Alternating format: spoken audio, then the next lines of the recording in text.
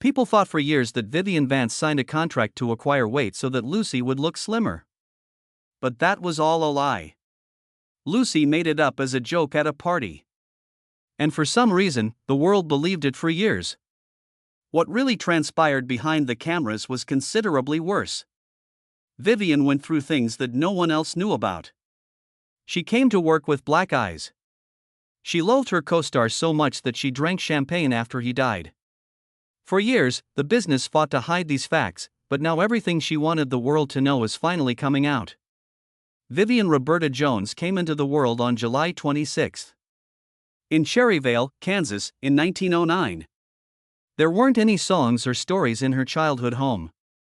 It was run by stringent Methodist standards and a mother who thought performing was wrong. Her mother told her that acting would condemn her straight to hell. Vivian was the second of 6 kids, yet she always felt that she didn't belong in her own home. Her mother didn't like that she loved to entertain others. And every time she exhibited her light, it was soon shut down. Her mom didn't only not like the notion of her acting. She thought it was wrong. Vivian's spirit kept striving to rise, but it was always compelled to bow. This caused a fight inside the house. That stress became a part of her, and it would stay with her for years. Vivian's family relocated to Independence, Kansas, when she was 6. That's when her fire really started to burn. She began slipping out at night, not for fun, but to get away. She wanted to put on a show. She wanted to be on stage, sing, and dance, even though her mother thought it was bad. She met someone at school who didn't judge her dreams. Anna Engelman, a theatrical teacher, gave her the chance to flourish. Vivian began cheerleading and entered beauty contests. I went to school with a boy named William Inga, who would eventually become a famous writer of plays. But everything stayed the same at home. Her family still tried to make her feel bad. Her mother pushed back more and more as she performed.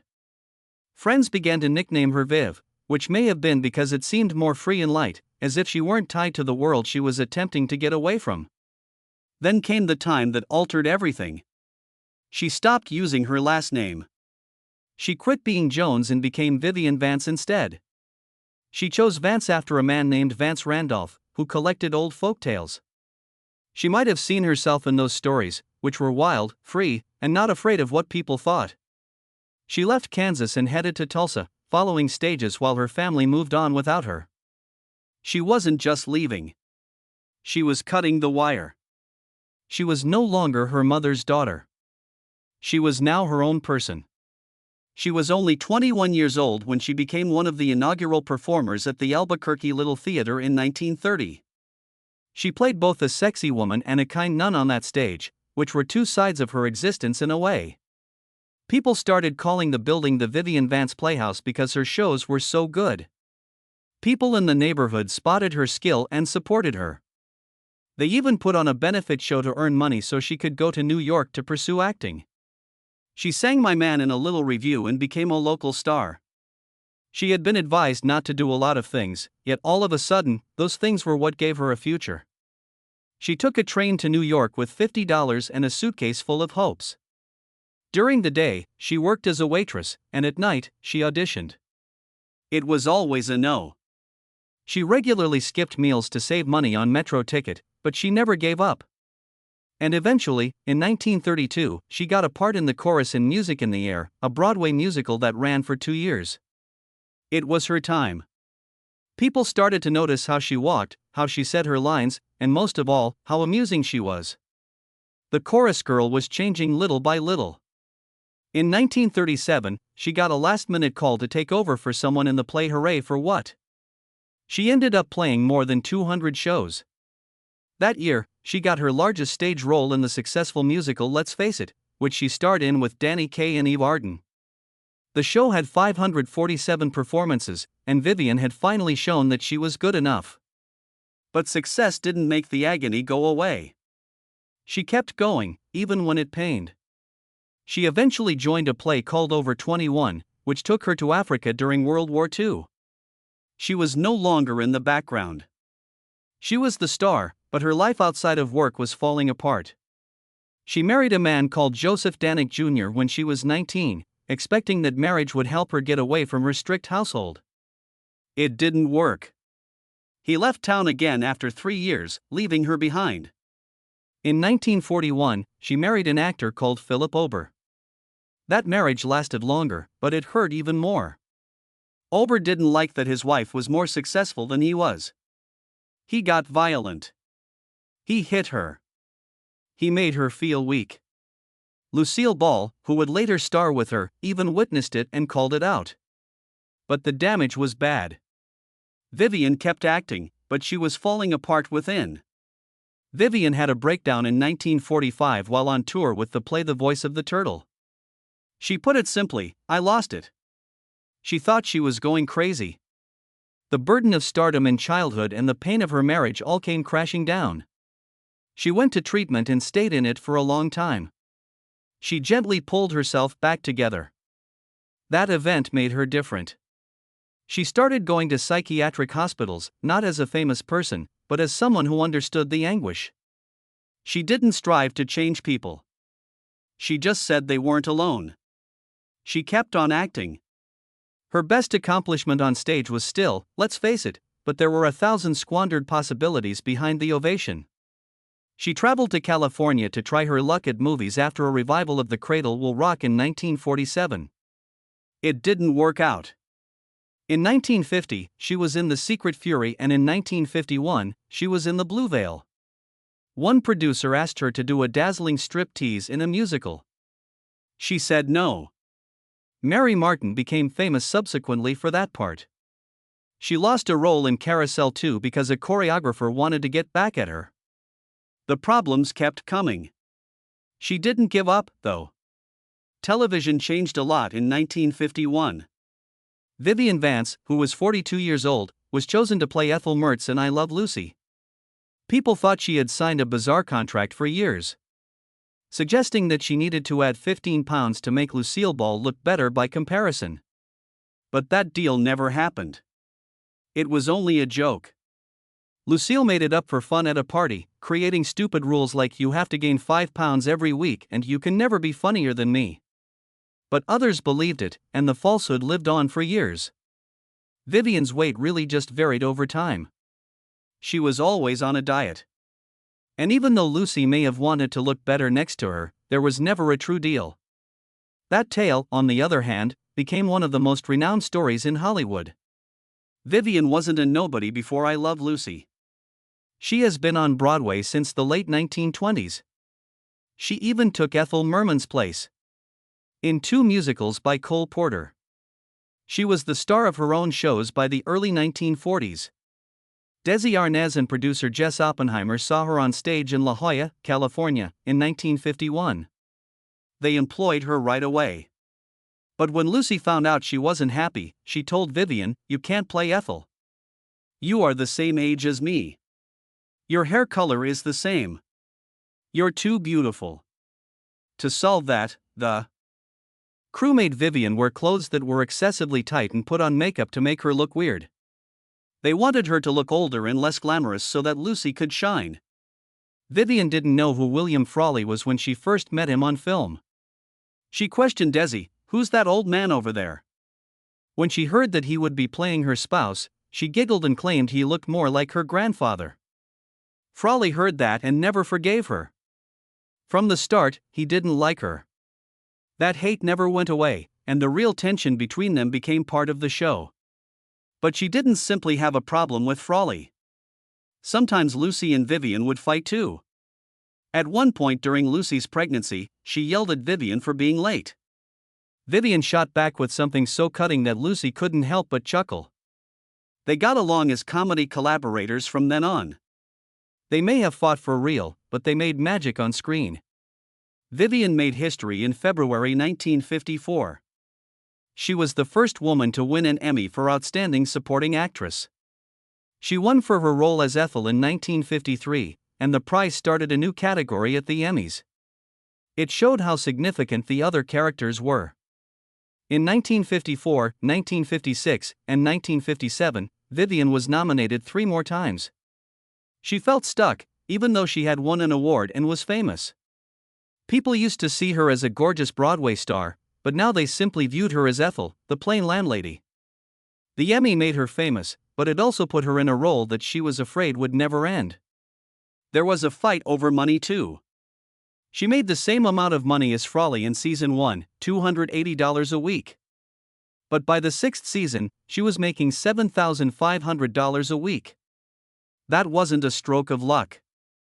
It was because she had a powerful agent who asked for more money every year.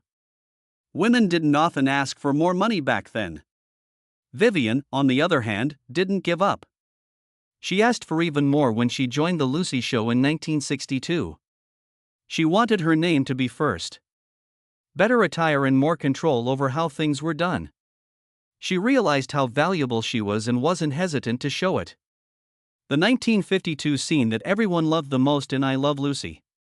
When Lucy and Ethel were working on a conveyor belt stuffing chocolates, it was like the chocolate factory. Everyone laughed as they panicked when the chocolate sped up. But it wasn't funny at all behind the scenes. The machine kept breaking down and speeding up at odd times. Vivian had to eat chocolate over and over again for each take. She was ill to her stomach at the end. What seemed like pure comedy came at a high cost. In that same year, Lucy filmed the iconic Vitamia to Vegamin sketch for a commercial. Lucy being drunk on a health tonic and slurring her lines looked funny, but it wasn't acting. The tonic for the props was real. And 23% of it was booze. The team didn't know how strong it really was. Lucy had to swallow spoon after spoon, and by the end, she was really inebriated. She could hardly stand up straight, yet those scenes became very popular on TV. It illustrated how early TV occasionally put actors in dangerous situations. Vivian's Emmy triumph in 1953 was the best thing that ever happened to her, yet she was aching inside. She gave a lovely speech in which she thanked Lucy for being a good friend and supporter. But inwardly, she had a hard time always being second best. She was talented, beautiful, and had a voice that could fill a theater. But Ethel was the only one the world saw. She won the Emmy when she was 44, but instead of obtaining new roles, she kept getting the same ones. The trophy that made her famous also put her in a cage. Vivian finally got to show off her musical skills in 1954. She had studied opera and could sing as well as Broadway stars. She really wanted episodes that were entirely about Ethel, like Ethel's Birthday, where she finally got to sing. Her voice was lovely, strong, and full of grace. William Frawley made fun of her every chance he had, stating she couldn't sing. Fans still adored those episodes. Vivian was finally able to shine. Before the Ethel label took over, it was a look at the star she truly was. Fame became scary by 1956. Fans of I Love Lucy started to cross borders as the show became a phenomenon around the world. Vivian got a lot of letters every week. Some were nice. Some were scary. In public, some people followed her. She didn't have the same level of protection that stars do today. She had to pay for her own security just to feel secure walking down the street. The popularity that made her rich also made her scared. Millions of strangers felt like they knew her because of TV, and not all of them realized where the line was. Vivian and Frawley's animosity for one other grew. She had already joked that he should be her father when the show originally aired on October 15, 1951. He was 64 years old. She was 39 years old. She was embarrassed to be cast as his wife. He heard her talking and got back at her by calling her a sack of doorknobs during rehearsal. Later, Desi Arnaz said that Frawley loathed her voice and hated working with her. It was clear that they didn't like each other. It filled the room. Things became worse by 1953. Frawley's drinking was too much. He was inebriated most of the time while filming, and he had to keep his hands in his pockets to hide the shaking. He wouldn't listen to the directors and would lock himself in his dressing room during fights. Vivian couldn't stand it any longer. She wanted separate rooms to get ready in. Desi had to stop them from leaving the set completely. After that, they tried to stay away from each other as much as possible while the cameras weren't rolling. Desolate Studios gave both stars a spin-off show about Fred and Ethel in 1955. It could have made them both a lot of money. Frawley agreed straight instantly, but Vivian said no. She didn't want to work with him again. She told the producers that she didn't think the show would function without Lucy and Ricky. Everyone was startled when she said no. Hollywood said their chemistry was gold, even if it sprang from hate. Vivian, on the other hand, chose peace over money. Her anger was bigger than her desire to be famous. The last chapter was next. William Frawley died of a heart attack on Hollywood Boulevard on March 3, 1966. Vivian was at a dinner party that night. She didn't cry or stop when she got the news. She didn't do that. Instead, she lifted her glass and exclaimed, "Champagne for everyone." It wasn't a joke. It was a party. She didn't attend his funeral. She didn't send any flowers. She didn't say anything nice at all. Their fight, which started in 1951, didn't end until he died. Even then, it didn't really end. It just stopped. Vivian and Lucille Ball fought all the time because Lucille Ball always wanted to be in charge of everything on set. They had been America's favorite comedians since 1951, but now they were having trouble coming up with new ideas. Vivian felt like she was being smothered. She made a terrible choice after 3 years. She left. She departed the show in 1965, when she was in the height of her second television career. Everyone was astonished. She wasn't simply giving up a part, she was giving up fame and security. And the chance to change how people see her. Before all of this, from 1960 to 1962, she had been a guest on the Red Skelton Hour. She played Clara Appleby, a smart and humorous character, in a comedy called The Iceman Geth that aired in February 1962. This established that Vivian didn't need Lucy to generate laughs. Appleby also predicted her in 1960. These jobs helped her prove something significant to herself and the business. She had a lot of different things to say. She was able to stand on her own. Millions of people watched, and many of them realized for the first time that she was more than just Ethel from the Mertz apartment. But not every chapter got a round of applause. She tried to go back to Broadway in Woody Allen's Don't Drink the Water in 1966. It was meant to be her big break. Instead, it became a public disaster. During the first screenings, she was let go and another actress took her place. Woody Allen said she wasn't right for the position, but that didn't help. The rejection happened in front of reviewers and other people. The play began in New York on November 17, 1966, and ran for 598 shows without her. This failure hurt her much. She was once again imprisoned in her former role as Ethel forever. Every step away from Lucy seemed to hurt my heart even more. Vivian had given up the stage and comedy for something more secure but less glamorous by the 1970s. She played a character named Maxine in Maxwell House coffee advertisements, where she was the happy face. She gave out coffee with a smile in one of the most famous adverts from around 1976 and said, "This could be the best instant of your day." She did a good job with these commercials, which looked cozy and comfortable, but she knew what they represented deep inside. She was done looking for dramatic roles. In 1953, she won the inaugural Emmy Award for Best Supporting Actress. Now she was just trying to be seen. They both seemed to be stuck in the same situation when they acted with Margaret Hamilton, who is most remembered for playing the Wicked Witch. Loved for one part and forgotten for all the others. In 1977, something wonderful happened. Lucille Ball asked her to record a one-time CBS show called Lucy Calls the President. Vivian was the neighbor again. For a lot of people who saw it, it was just a nice reunion. But not many people realized that Vivian had a stroke when they were filming. She attempted to hide it, but on film she still appeared like the old Viv, charming, humorous, and smart. But the truth was harsh. She was ill. That special would be the second to last time she showed up. Her last one was in a short-lived show named Sam with Mark Harmon. She was dealing with something much worse than low ratings behind the scenes. She had cancer in her breasts. And she has been dealing with it for years. Vivian's tale wasn't just about being famous and funny. It was about grief, strength, and pain that most people never saw. In 1933, her first marriage was a nightmare.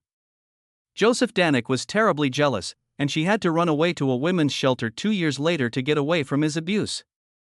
For decades, she kept this a secret. It changed all that came after it. She started to be afraid of guys. She got more and more anxious. Unfortunately, the same thing happened again. Philip Ober, her second husband, made things even worse. He struck her so hard while they were filming I Love Lucy in 1954 that she came to work with a black eye. The makeup didn't cover it up. When Lucille Ball saw it, she got quite angry. "I'll divorce him if you don't," she said, "for you." But nothing could fix the damage. Her career was going up while Ober's was going down, and his jealousy got aggressive. Desi Arnaz tried to calm him down by giving him modest roles on the program, but it just made him angrier. Vivian was stuck, scared, and worn out. The emotional cost of all this anguish kept going up. She suffered her first nervous breakdown in 1945 while on tour for a play. Later, doctors told her she had something called anxiety neurosis, which came from her childhood in bad relationships. There are reports of a second collapse in 1974, one so bad that it may have led to electroshock therapy, but there isn't much information about it. It's apparent that she struggled with mental illness her whole life, long before people were open about it. When mental health was still a taboo subject, she discreetly became a voice for others who were going through the same thing. She rarely talked about her greatest sadness, which was that she couldn't have children. She lost a baby early in her marriage to Ober, and after that, nothing went well. Every time she tried and failed, she got a bit more broken. It was difficult to watch Lucille Ball raise her own kids, Lucy and Desi Jr. Vivian adored them like they were her own. She sought to fill that void by helping young actresses, giving them the love and attention she couldn't offer to her own kids. But deep inside, she always felt like she had failed. She started fighting breast cancer in 1973. She had a mastectomy, chemotherapy, and then more procedures as the cancer spread to her bones. She didn't let anyone notice how much anguish she was in. She laughed, worked, and joked on the outside. But when no one was looking, she was in pain. Still, she kept going. Even her closest friends didn't know how bad her situation was until it was too late. She didn't want anyone to feel sorry for her. She only wanted to live with respect. The way she looked on I Love Lucy had been a gentle way of suffering. In interviews from 1977, she said that she had to stay bigger than she wanted to so that Lucy would look slimmer. She had to wear awful clothes and bad makeup to keep up the impression of the frumpy housewife. She didn't like it. She was sophisticated and elegant off-screen, but the show didn't let that side of her shine. The stress got to her, and she required therapy to get through filming. Going back even farther, in the 1930s, she was wrongly told that she had Bell's palsy when part of her face went paralyzed. But years later, she would link it to the trauma she had as a youngster. It's not simply a medical ailment, it's also the body's response to emotional suffering.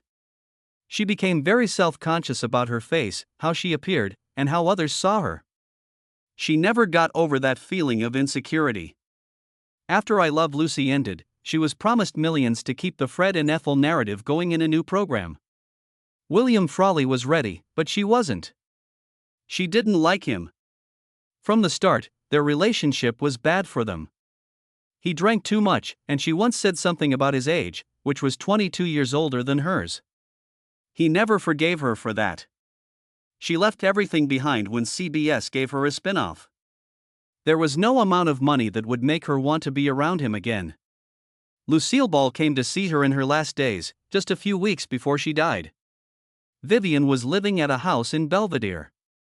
Paige Peterson, a young woman who lived close, saw them spend the whole afternoon together. They laughed. They cried. She cried as Lucy departed. She didn't say anything. She just left, feeling broken. Lucy's daughter, Lucy Arnaz, revealed later that her mother mourned for months after losing Vivian. They had clashed, undoubtedly, but in the end, they were comedic soulmates, connected by something deeper than fame. Vivian Vance wrote a series of letters before she died on August 17, 1979, that showed how the industry had always treated her. She wanted to be in charge, but producers told her that wasn't ladylike. They stopped her at every turn. Those letters weren't just goodbye notes.